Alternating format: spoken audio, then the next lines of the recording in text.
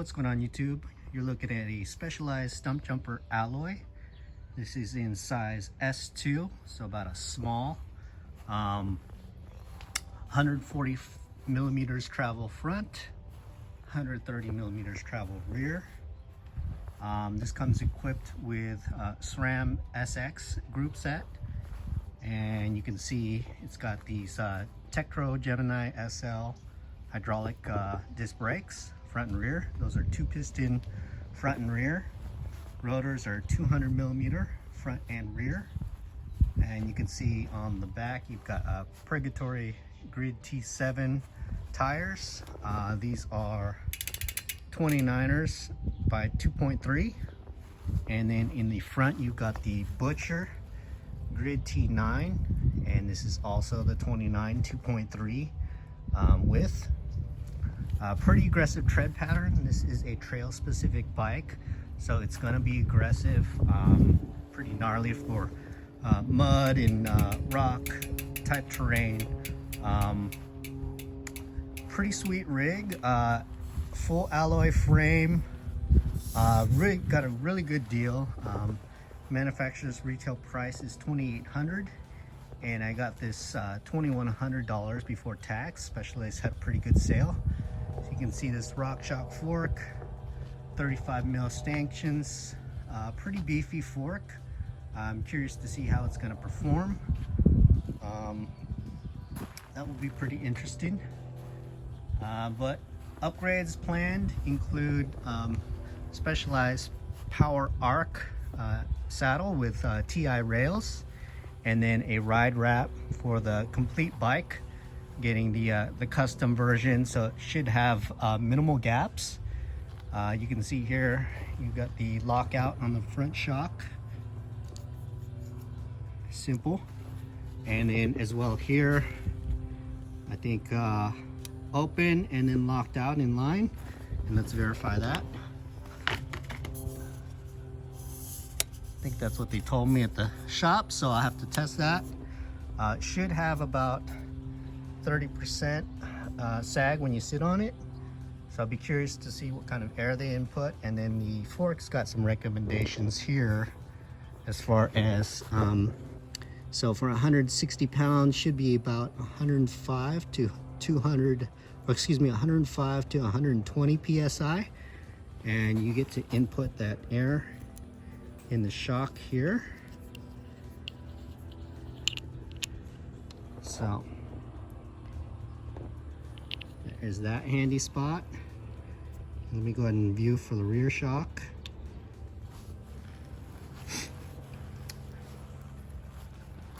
Got spot for one bottle cage.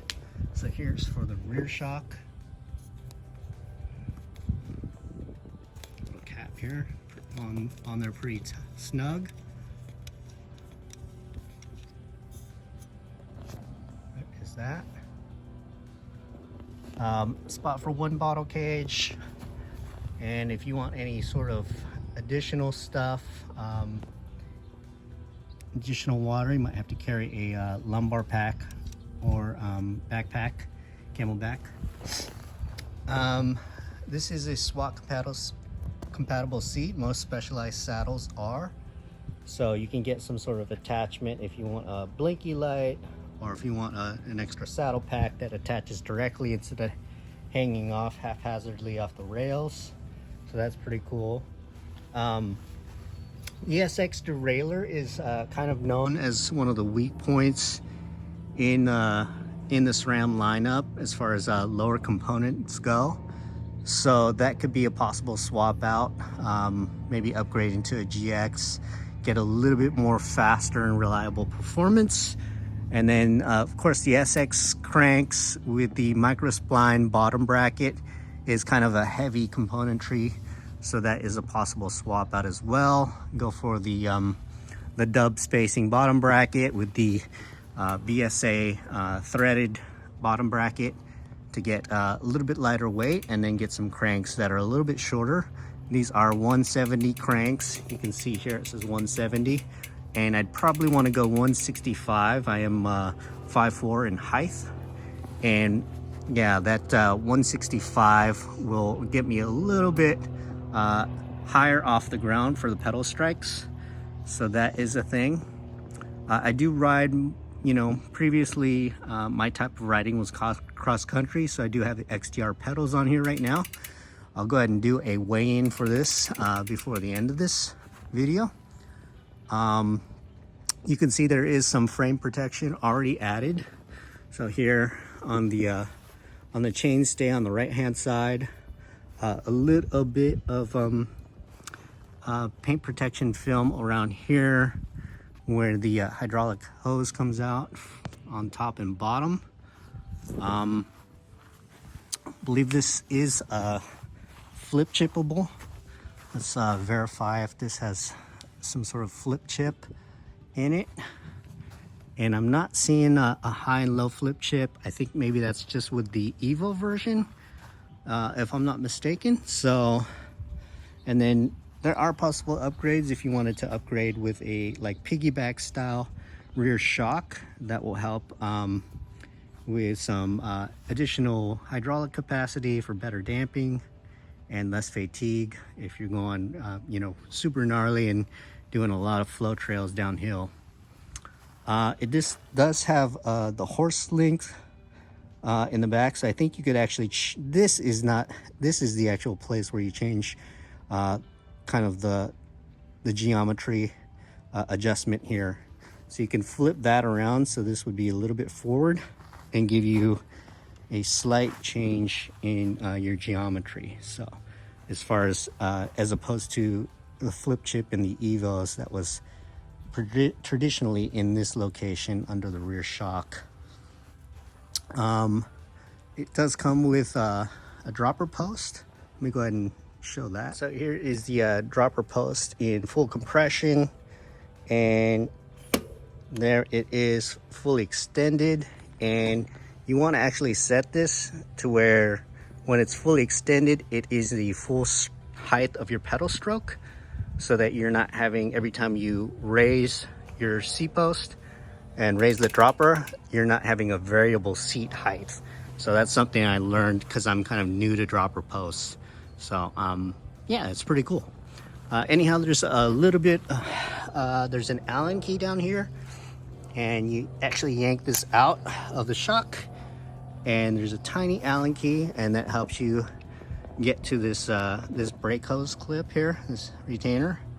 So you can take that off and adjust that. Yeah, pretty interesting spot. It just snaps back into place. Rims are fairly standard alloy rims. I believe they're 30 mil internal width, so about 1.25 inches internal width, but allows you to get a good size contact patch with thick tires. What else to say about this bike? Yeah, we'll be swapping that. Hand grips I'll hang on to for now. Brakes will have to work for now, and we'll just see how she performs and then adjust as necessary or swap components out as you know, they wear out. But to get a little bit lighter, you know, you definitely want to go for maybe a carbon wheel set or some of these other rotating parts that will allow you to have less rotating mass and maybe spin up a little bit faster and accelerate a little bit faster. So the cassette is another spot where you can lose a lot of weight, and as well as these alloy crank arms, definitely fairly heavy. So I'll go ahead and get the scale, and we can do a weigh-in. Let's just see what this bad boy ends up weighing. And before we get a weigh-in, let's go ahead and do a free hub sound.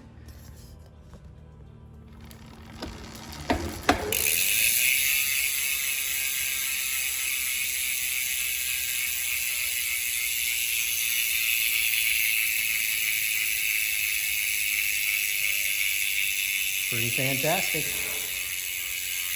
All right, we got 16 kilos on the dot, which equates to 35.26 pounds. Bone stock, no pedals. And yeah, let's try and get that lighter for sure. Lighter equals you know, easier to handle, more responsive, less fatigue and so forth and so on. So it definitely lighter is the goal, but this is definitely a budget build, being the alloy frame set. So we're gonna try and keep the costs a lot low and the fun factor real high.